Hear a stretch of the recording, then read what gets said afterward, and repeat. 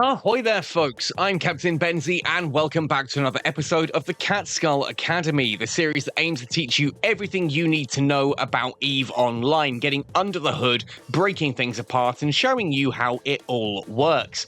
In today's lesson, we're going to be talking about Capacitor, both what it is, how it works, alongside how to affect it, which will include a brief look at capacitor warfare in the topics of the energy Nosferatus and the energy neutralizer systems. These are excellent modules that do have a lot of use in the game. I also want to cover one of the most notorious misunderstandings in EVE Online, which is that yes, Nosferatus do work in PvE, so stick around and we'll be talking about that later on. If you do enjoy this video, if you find it useful, please let me know, hit like, drop a comment. Those things really help the channel out by promoting my content to more people. If you want to go the extra mile to help support me, you can do so via Patreon, via PayPal, or indeed you can become a channel member, or even just drop me a super thanks right here on this video. Anyway, folks, with all that said and done, let's jump right in to talking about Capacitor and how it works in EVE Online. So in order to showcase this, I've jumped into a Wolf, which is a Tech 2 Minmatar assault frigate that I use quite frequently for PvP. I've opened up the fitting screen, I've hit simulate so that we don't have to worry about too much things going on here, and I've minimized everything except for Capacitor here in the top right. Now, at its base level, the Capacitor can kind of be thought of as the lifeblood of your ship. It is the battery that powers everything. It is the energy that you supply to the various different modules that your ship is going to use. As long as you have Capacitor, your modules will continue to run. If you are out of Capacitor, then your modules that require it cannot run. It is as simple as that. Think of it as like an electronic grid. It is that power source that is keeping everything running. Now, some weapon systems use Capacitor, some do not. Notably, projectile turrets and missiles do not require Capacitor, lasers require a lot of Capacitor, hybrid turrets require sort of a middling amount, and so on and so forth. And other types of modules will require varying amounts of Capacitor. Something like a micro warp drive requires a lot of Capacitor. Something like a shield booster requires a lot of Capacitor, whereas armor repairers and similar other things will require less Capacitor. And we'll talk about how you check that out later. What I want to draw your attention to at the moment, though, is here on the fitting screen in the top right, the actual capacitor section. Now, this orange star-like symbol here is what you will also see when you are undocked at the bottom of your screen in the center of your heads-up display. That is your capacitor. Now, you can think of this as essentially the different branches of battery, and as the capacitor gets used, these branches deplete in a clockwise order, going round and round and round until eventually, when they are all empty and grey, then you're out of capacitor and none of your capacitor requiring modules can activate. Looking at this doesn't actually give us much direct information off the top of our heads, though. It's useful at a glance once you understand how the capacitor works, but straight off, it doesn't tell us much. The information to the side of it gives us a lot more. First of all, we have the capacitor capacity. This should be essentially described as the maximum amount of charge that your capacitor can hold, measured in GJ or gigajoules. Essentially, in this case, we have a maximum capacitance of 357.0 gigajoules. That means if we leave our ship with everything switched off, we will eventually charge up to 357 gigajoules, and we've then got that to spend. Now, a capacitor has a recharge rate, which we can see then next to it. This is measured in seconds. So this is the time from 0% capacitor to 100% capacitor. If I were to completely drain this ship out and then just drift there and turn everything off, it will take 140.62 seconds, so actually 141 due to how server ticks work, 141 seconds for that capacitor to recharge from 0% to full 100%.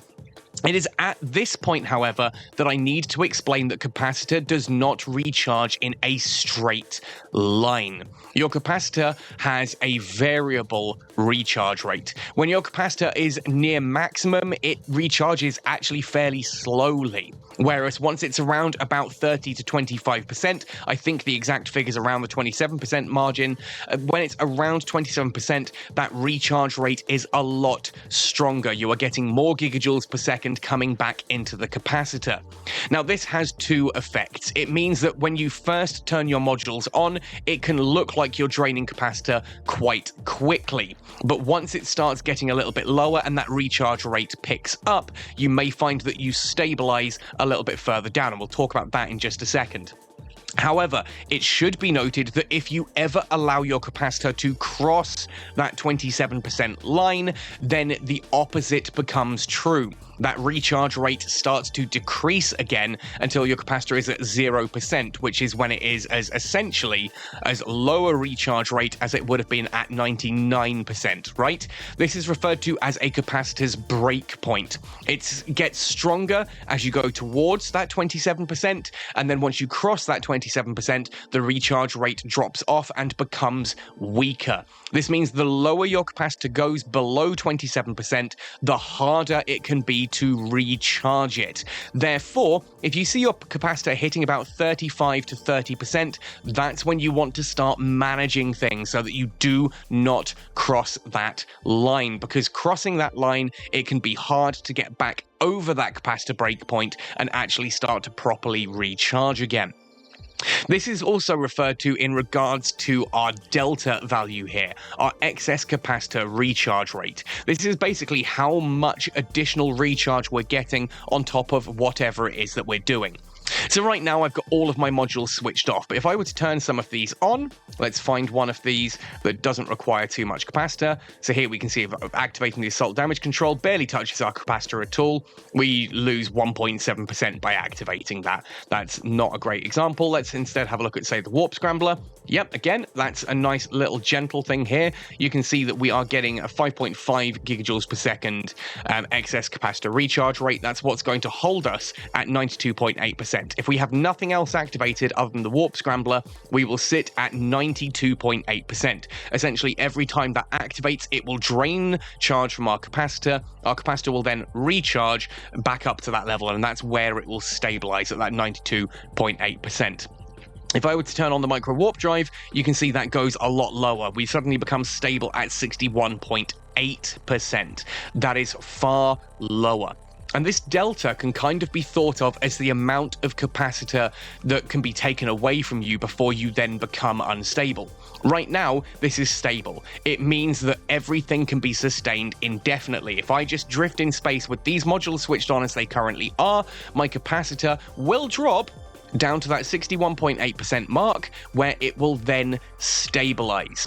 Unless someone puts 2.1 gigajoules of neutralization on us, at which point we will then go into capacitor instability and our capacitor will actively start to drain. But we'll talk more about energy neutralization later on. You'll see if I activate loads of these other modules, basically have everything switched on that I would if in a sort of panic scenario, we actually go capacitor unstable. At this point, we are -7 gigajoules per second on the recharge rate, which means we are draining more energy than we are ever capable of recharging.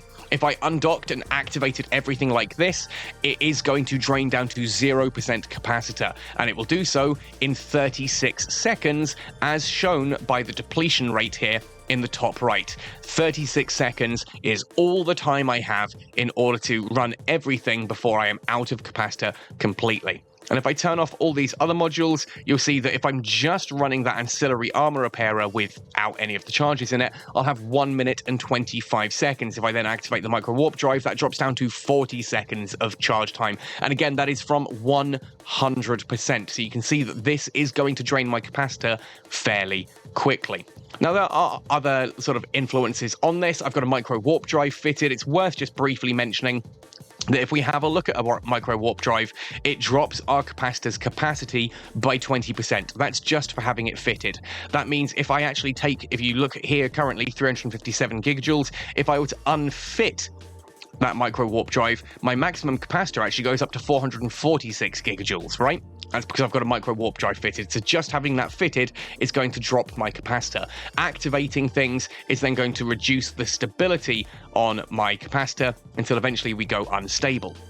Now, that is essentially how capacitor works. You need to be able to have enough capacitor to survive the situation you're in. Capacitor stability isn't necessarily a gold standard, right? There are times when, yes, you do want it to be a consistent thing. If you know that you're going into a combat situation that is a prolonged fight, then you need to know that you can run all of the modules that you need to. Certainly, in certain ships, making sure that you can at least keep all of your tanking modules online is an absolute vitality. You know, it's an important situation to be in, to know that you can keep your modules going for a certain length of time, or at least to know how long you can keep those going. If you're running, say, a shield tanked ship that has shield boosters and hardeners and things like that, knowing that you've got 40 seconds in which those can all be activated means that you essentially know that you've got a 40-second engagement time. If you haven't killed something in 40 seconds, you need to be getting away, because your tank will turn off and start to break at that point. That is what the capacitor information is going to give us. Now, because I do a lot of things like wormhole ratting, C3 ratting, J-space ratting, that kind of thing, essentially knowing this delta value is important as well, because I know that the enemy ships in there are using neutralizers, which are going to negatively impact my capacitor. This obviously isn't a PvE ship, but if I were in one, I would need to know that that delta, when I'm running the modules that I need to be running, is greater than the amount of neutralization that I can expect to handle. Again, that's how that information can be useful to you. Now that we have a vague understanding of how the capacitor works, I want to talk about capacitor warfare. First of all, we're going to have a look at energy neutralizers. These come in small, medium, and heavy variants, which are generally fitted to small ships, to medium ships, and to large ships. There are also capital neutralizers, but we're not going to talk about those here because they get a bit more confusing.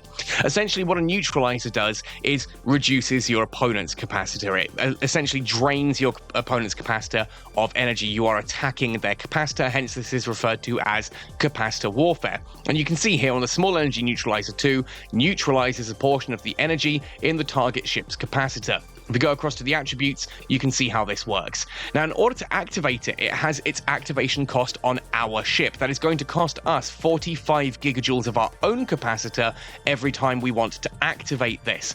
And it has an activation time of 6 seconds. So it's going to essentially take 45 gigajoules of capacitor out of our capacitor every 6 seconds. But notably, every 6 seconds, it's going to take 55 gigajoules out of their capacitor. So you can see why that delta value is important. Currently, 6.4 gigajoules per second. If I multiply that out across the 6 seconds here, we're looking at about 36, 37, somewhere 38 gigajoules of capacitor overflow that this kind of has, that excess rate over 6 seconds. So this is actually going to be neutralized by this neutralizer, right? Because again, this is per second, so if we times that by the 6 seconds of the activation, we get a total of 6 times 6 is 36. Add on that 0.4, so 6 times 4 is 24, so you're then 2.4. You're adding that on to the 36, so 38.4 gigajoules per second. 38.4 gigajoules every 6 seconds is getting recharged at maximum rate. This is taking off 55 gigajoules every 6 seconds, so you can see how that is taking away more than my Wolf would recharge. Therefore, 1 small energy neutralizer 2 is going to cause my Wolf to go capacitor unstable and eventually flatten out and go dead. Now, this is, of course, assuming we're in optimal range, because energy neutralizers have an optimal range and essentially a fall-off beyond that. So you can see here that the optimal range is 5,000 meters. So if we're within 5,000 meters of the target, it will do the full 55 gigajoules every 6 seconds, right? We then have an effectiveness fall-off, which again is measured as the distance beyond optimal, at which that reduces to 50% effectiveness. So at a range of 7,500 meters, suddenly we're dropping down to 27.5 gigajoules drained every 6 seconds, and that then continues to drop down to 0% over a further effectiveness fall-off of 2,500 meters. So at a total of 10,000 meters, theoretically, I can be targeting an enemy ship, but I won't actually be doing anything with that neutralizer. They're short-range modules. You need to be quite close in order for that to actively work. You can overheat neutralizers as well. Doing so will reduce their activation time. And by reducing their activation time, essentially, you are going to be cycling the module faster, therefore taking energy out of their capacitor faster. Although be aware that, of course, that is going to negatively affect you as well, because if you're taking 45 gigajoules every 6 seconds, now you're taking 45 gigajoules every 4 seconds, for example, you're going to drain yourself a lot faster.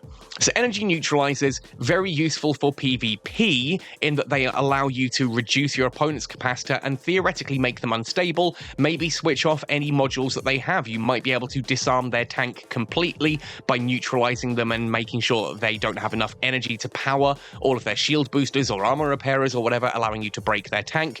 If you're up against an Amar ship that's using lasers, then neutralizing them can actually turn their weapons off as well, which is a very powerful strategy in order to basically win those kind of fights.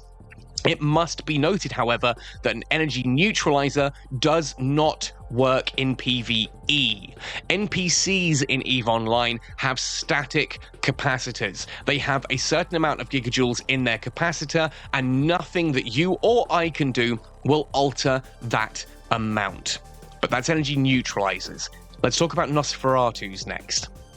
Whereas neutralizers are a fairly straightforward module to understand. Essentially, you target an enemy ship, you activate your neutralizer, and you start to drain their capacitor and make it harder for them to stay cap stable. You'll eventually turn off any weapon systems or tanking systems that they may be using, that kind of thing. Nosferatus are a bit more complex. They're similar at first glance. We've got a similar optimal range and effectiveness fall-off. You can see that they still have an activation time as we saw before. They now have an energy transfer amount, which is the big difference here. So first of all, let's have a look at the description and see how this describes it. So an energy Nosferatu is described as drains energy from the target ship and adds it to your own. Note, a Nosferatu module will not drain your target's capacitor below your own capacitor level. And it must be noted that that is based on absolute values. If I have 150 gigajoules of capacitor charge in my capacitor and they have 300 gigajoules in theirs, I can drain them. It doesn't matter if they're a battleship, it doesn't matter how big their capacitor is. They could be a capital ship that 300 gigajoules is basically 1% of their capacitor, whilst my 120 could be literally 80% of my capacitor. It will still drain as long as there is a larger amount of gigajoules measured as explicit digits of gigajoules in their capacitor, then it will drain. There is one notable exception to this we'll talk about later on.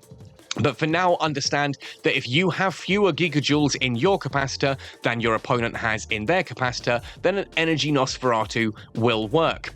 And what it will do is, at the start of each activation, it will take energy out of their capacitor and bring it into yours. This means that a Nosferatu can actually be used to make your ship capacitor stable in certain situations. So if we come back to the Wolf and we turn on our modules here, if I now activate the small energy Nosferatu, you'll see that this now actually goes to stable. Only 1.5 gigajoules per second of excess capacitor recharge rate, but it is still stable, right?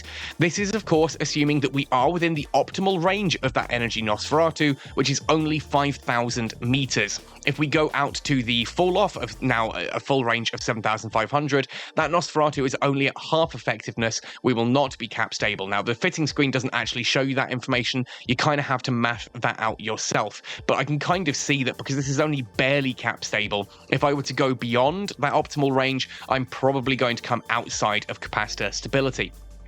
This does work on NPCs. As I mentioned in the neutralization section earlier, when you are fighting NPCs, they have a static amount of capacitor. That amount can never go up or down, but it is a set value.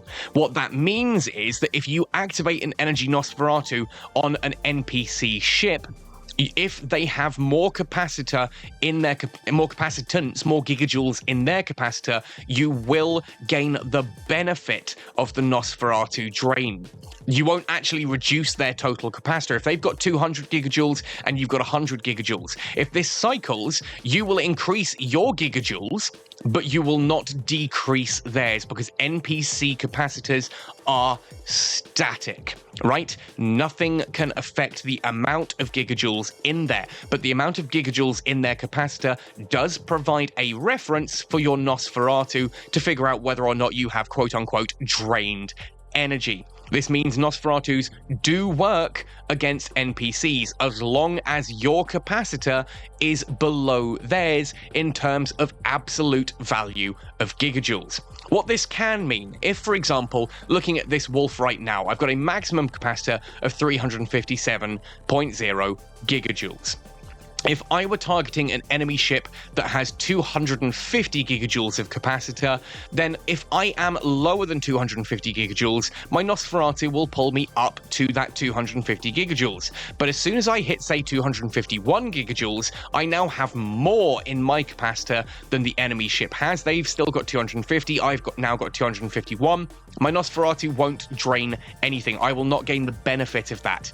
Of course, my other modules will take me below that 251. I go down to, say, 249. The Nosferatu cycles. I'm now lower than the target ship. I can gain the energy drain. But because it's an NPC, that 250 that they have never changes. That is one of the biggest misconceptions in EVE Online. I hear a lot of people saying, oh, it's pointless fitting a Nosferatu to a PvE ship, it doesn't work. Yes, it absolutely does. You gain the benefits of the drain, you just never actually affect the value of the enemy NPC capacitor. Now, I mentioned earlier on that the Energy Nosferatu only works if you have fewer gigajoules of capacitor in your capacitor than your opponent has, but there is an example of a ship that will actually break that rule.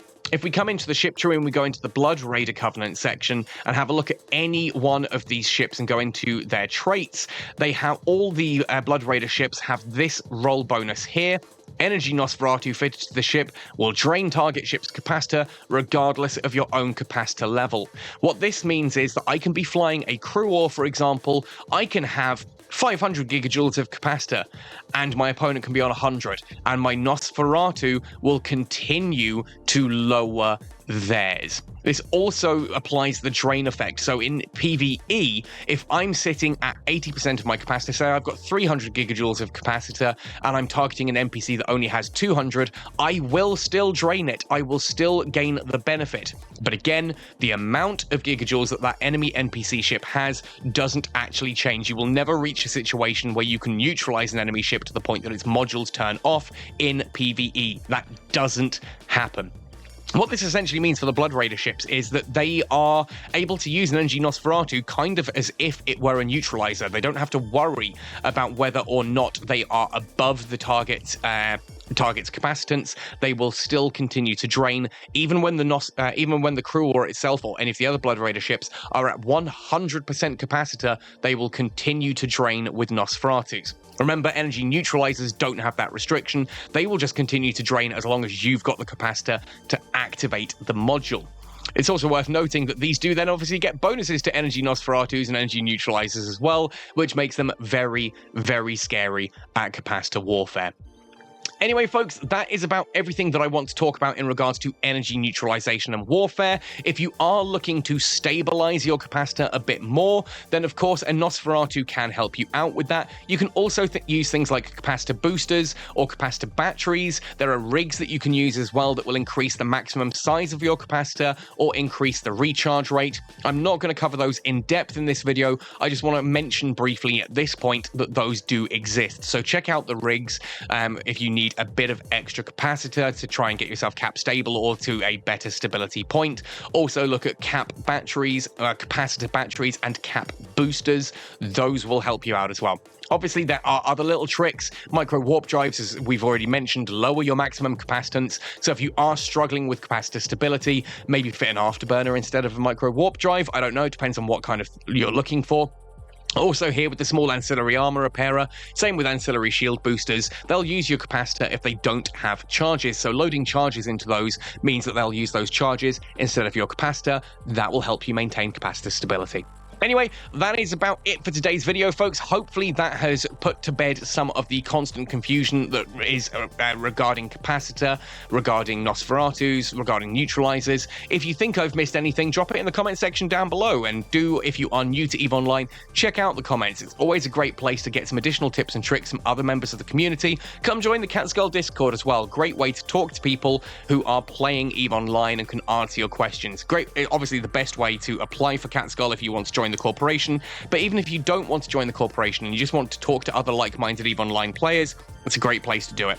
Anyway, folks, thank you for watching, happy sailing, and see you in New Eden!